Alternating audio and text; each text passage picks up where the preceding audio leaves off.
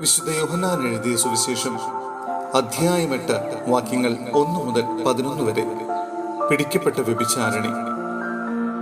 യേശു ഒലിവുമലയിലേക്ക് പോയി. അതിരാവിലെ അവൻ വീണ്ടും ദേവാലയത്തിലേക്ക് വന്നു. ജനങ്ങളെല്ലാം അവന്റെ അടുക്കലെത്തി. അവൻ ഇരുന്ന് അവരെ പഠിപ്പിച്ചു. വ്യഭിചാരത്തിൽ പിടിക്കപ്പെട്ട ഒരു സ്ത്രീയെ നിയമജ്ഞരും ഫരിസേയരും കൂടെ അവന്റെ അടുക്കൽ കൊണ്ടുവന്ന് നടുവിൽ നിർത്തി. അവർ അവനോട് പറഞ്ഞു, ഗുരു, ഈ സ്ത്രീ വ്യഭിചാരത്തിൽ പിടിക്കപ്പെട്ടവളാണ്. ഇങ്ങനെയുള്ളവരെ കല്ലെറിയണമെന്നാണ് മോശ നിയമത്തിൽ കൽപ്പിച്ചിരിക്കുന്നത്. നീ എന്തു പറയുന്നു? ഇത് അവനിൽ കുറ്റമാരോപിക്കാൻ വേണ്ടി അവനെ പരീക്ഷിച്ചുകൊണ്ട് ചോദിച്ചതാണ്.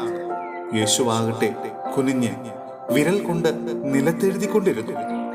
അവർ ആവർത്തിച്ച് ചോദിച്ചുകൊണ്ടിരുന്നതിനാൽ അവൻ നിവർന്ന് അവരോട് പറഞ്ഞു, നിങ്ങളിൽ പാപമില്ലാത്തവൻ ആദ്യം അവളെ കല്ലെറിയട്ടെ.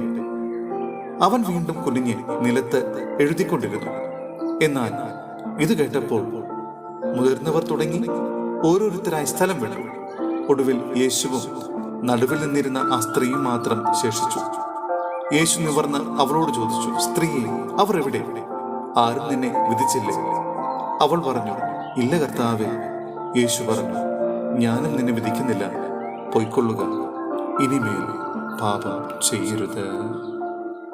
സഹോദരരെ, വിശുദ്ധ യൂദാസ് എഴുതിയ ലേഖനം വാക്യങ്ങൾ 8 മുതൽ 13 വരെ.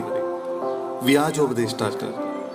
സ്വപ്നങ്ങളിൽ നിമഗ്നരായിരിക്കുന്ന ഈ മനുഷ്യർ ശരീരത്തെ അശുദ്ധമാക്കുകയും അധികാരത്തെ തള്ളിപ്പറയുകയും മഹിമയണിഞ്ഞവരെ നിന്ദിക്കുകയും ചെയ്യുന്നു.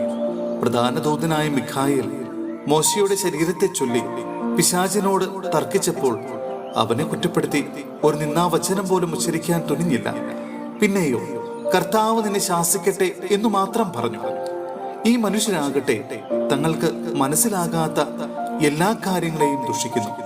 വിശേഷ ബുദ്ധിയില്ലാത്ത മൃഗങ്ങളെ പോലെ തങ്ങളുടെ ജന്മവാസന കൊണ്ട് മനസ്സിലാക്കുന്ന കാര്യങ്ങൾ വഴി അവർ മലിനരാവുകയും ചെയ്യുന്നു. അവർക്ക് ദുരിതം. എന്തുകൊണ്ടെന്നാൽ അവർ ഖായീന്റെ മാർഗത്തിലൂടെ നടക്കുകയും ലാഭേച്ഛ കൊണ്ട് ബാലാമിന്റെ തെറ്റിൽ ചെന്ന് വീഴുകയും കോറായുടെ പ്രക്ഷോഭത്തിൽ നശിക്കുകയും ചെയ്യുന്നു.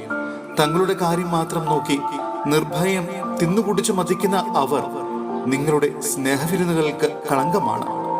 അവർ കാറ്റിനാൽ തുരത്തപ്പെടുന്ന ജലശൂന്യമായ മേഘങ്ങളാണ്. ഉണങ്ങി കടപുഴകിയ ഫലശൂന്യമായ ശരത്കാല വൃക്ഷം പോലെയാണ്. അവർ തങ്ങളുടെ തന്നെ ലജ്ജയുടെ നുരയുയർത്തുന്ന ഉന്മത്ത തരംഗങ്ങളാണ്. വഴിതെറ്റിപ്പോകുന്ന നക്ഷത്രങ്ങളാണ്. അവർക്ക് വേണ്ടി അന്ധകാരഗർത്തങ്ങൾ എന്നേക്കും തയ്യാറാക്കപ്പെട്ടിരിക്കുന്നു.